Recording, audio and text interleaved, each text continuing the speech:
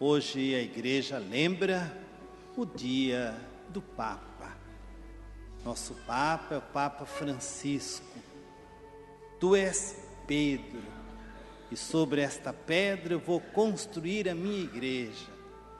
E Jesus ordena a Pedro para ser o chefe da igreja, o Papa, o representante único da igreja.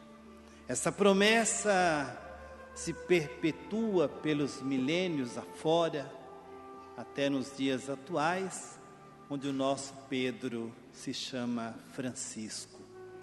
E Francisco tem sido um destaque no mundo, não só católico, cristão, mas no mundo em geral. Nós que somos católicos, precisamos nos alegrar com a vida, com a missão, com o trabalho do Papa Francisco.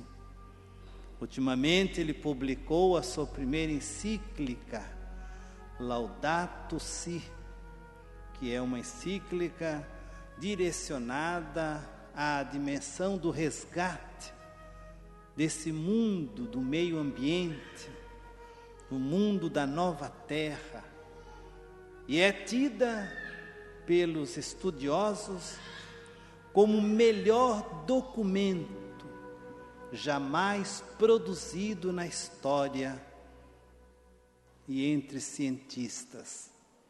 Nem a ONU, que é um organismo máximo de cultura, de cientistas, estudiosos, doutores, produziu um documento desta envergadura. O documento já se encontra impresso em algumas editoras no Brasil. Gostaria muito que você fosse um leitor desse documento. E a leitura da sua encíclica é também uma homenagem que nós, cristãos católicos, fazemos pelo nosso pontífice, pela sua coragem, pela sua determinação, pela sua sabedoria, que não é uma sabedoria explosiva, mas é uma sabedoria humilde e pastoral. Hoje nós lembramos dois grandes apóstolos, Pedro constituído e Paulo reconstruído. Os dois grandes apóstolos deram a sua vida pela causa do Evangelho. Os dois morreram mártires.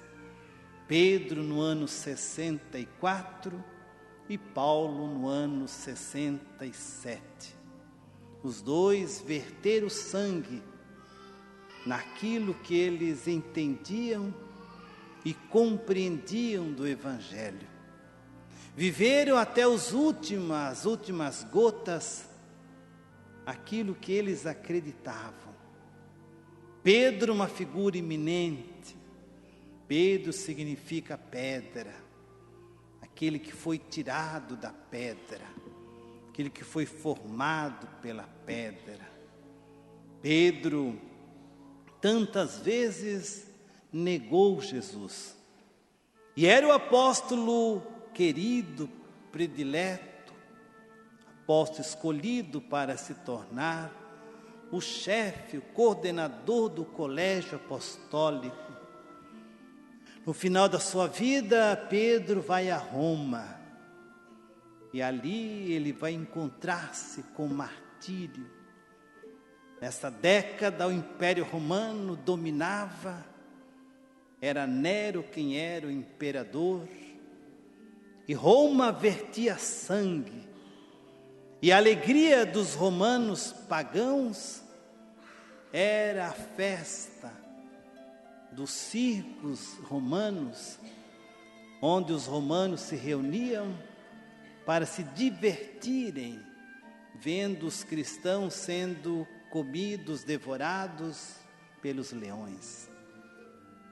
Quem vai em Roma vai encontrar muitos espaços desse, e o Coliseu é um desses. Era um ginásio esportivo, onde faziam-se tantos esportes, e um deles era a alegria de ver os cristãos sendo devorados pelas feras.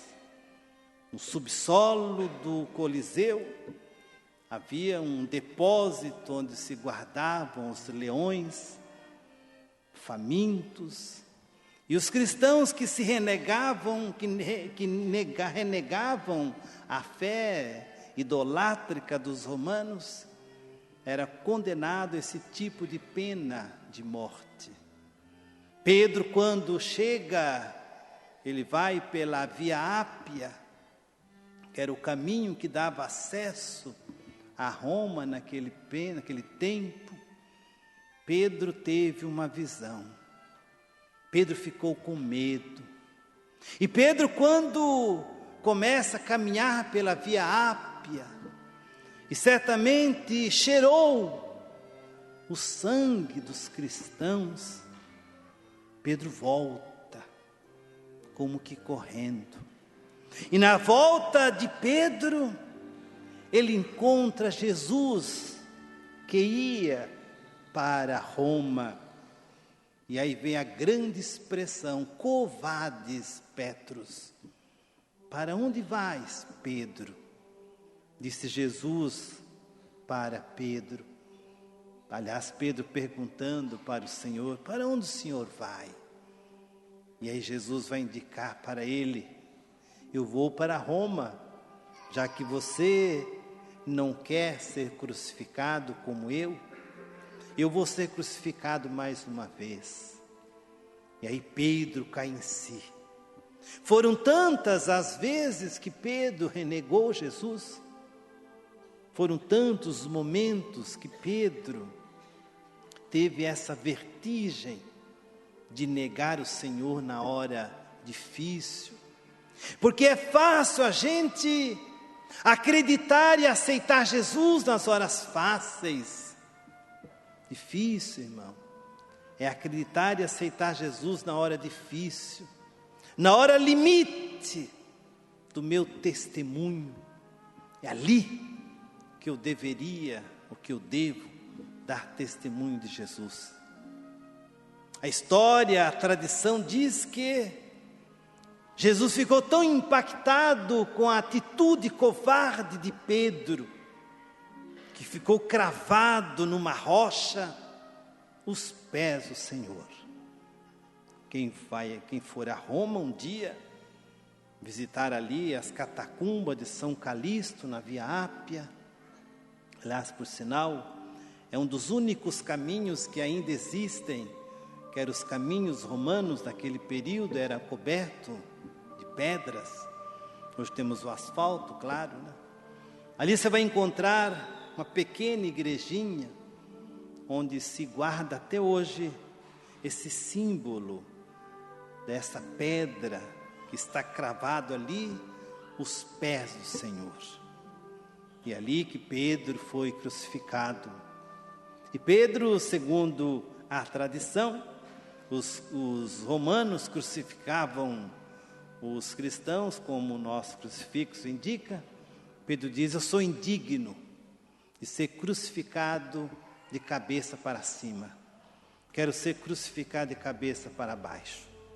E assim encerra-se a vida deste homem. Outro homem de destaque é Paulo.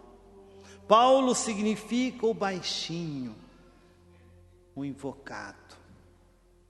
Paulo, valente, temente, homem de estatura moral grande, também perseguidor do cristianismo no início. Paulo precisou se encontrar com o Senhor no caminho de Damasco. Quando Paulo se encontra com o Senhor no caminho de Damasco, como que uma luz atinge-o, e Paulo fica cego por alguns dias, que era o momento da sua reflexão, momento de se pensar qual era o caminho que ele deveria tomar. Se era o caminho da perseguição aos cristãos, ou se era o caminho da defesa dos cristãos. Paulo tomou outro caminho, o caminho da defesa. E esta opção de Paulo certamente não foi uma opção fácil, porque é fácil deixar o caminho das facilidades para enfrentar o caminho da perseguição. Paulo conhecia muito bem as propostas do Império Romano. Paulo sabia muito bem qual seria a consequência de deixar o Império Romano e toda a sua organização para seguir o outro caminho, que era o caminho do cristianismo. Pois bem, Paulo fez essa opção. É a mudança de via, mudança de caminho. Só se encontra o Senhor mudando-se de caminho. E no caminho que nos leve ao encontro com o ressuscitado. Pois bem, finalmente Paulo teve que ir a Roma, porque todos os grandes apóstolos passaram por Roma, especialmente Pedro, Paulo, Tiago, João e assim por diante. Paulo vai para Roma, e quando ele se despede de Jerusalém, indo com a proposta de evangelizar Roma, Paulo já sabia que era a sua última evangelização. Paulo não sabia que ele não sairia de Roma vivo, porque quem tinha a proposta do evangelho naquele período não tinha o direito de viver, porque Nero os passava a espada a todos, como que impedindo com que o evangelho pudesse crescer e atingir Roma. Nesse período, nós aqui estamos construindo uma capela dedicada ao nosso querido São Jorge. Ele é também desse período, um pouquinho posterior. Mas viveu-se a mesma situação. Ou se aceita o império ou morre. E Paulo não teve outro caminho. Quem conhece Roma vai encontrar fora dos muros de Roma um espaço chamado Três Fontes, Tre Fontane. As Três Fontes, segundo a tradição, é onde Paulo foi decapitado. E diz que naquele é uma espécie de um monte lá em Roma, quando Paulo foi decapitado em uma pedra, a sua cabeça rolou por 3 vezes. E enquanto a sua cabeça rolava, nascia ali uma fonte. Daí vem a origem das 3 fontes. Se a gente vai hoje em Roma, vai encontrar de fato as 3 fontes. Porém, o corpo de Paulo não foi sepultado ali nas 3 fontes, mas foi sepultado mais adiante, onde se encontra hoje a grande Basílica de São Pedro. Quem vai a Roma também deve visitar as 4 grandes basílicas romanas. Primeiro de São Pedro, onde se encontra no subsolo da Catedral de São Pedro, em Roma, o túmulo de Pedro, porque a igreja de São Pedro foi construída onde existia um dos primeiros cemitérios cristãos do primeiro século do cristianismo. E ali depois, com as escavações, foram encontrados os restos mortais do apóstolo Pedro. E quem vai na Basílica de São Paulo, fora dos muros de Roma, também vai encontrar ali um lugar, um sepulcro, onde, segundo a tradição, estão ali os restos mortais do apóstolo Paulo. E assim por diante, queridos irmãos, a vida de Pedro e de Paulo, 2 pessoas escolhidas por Deus e que gastaram a sua vida por causa do Evangelho.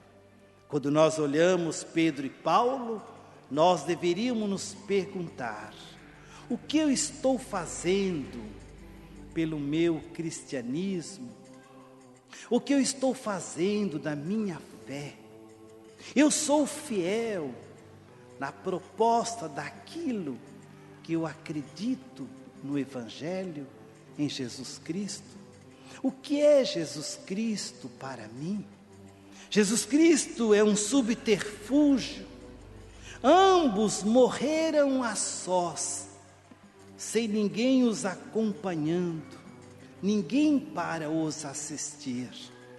Talvez na hora do sofrimento, nós tenhamos sempre a tendência de querer pessoas ao nosso redor. A gente tem que aprender com Pedro e Paulo o seguinte, irmãos: nós só estamos juntos na festa, porque na hora difícil da vida, todos nós estaremos sozinhos.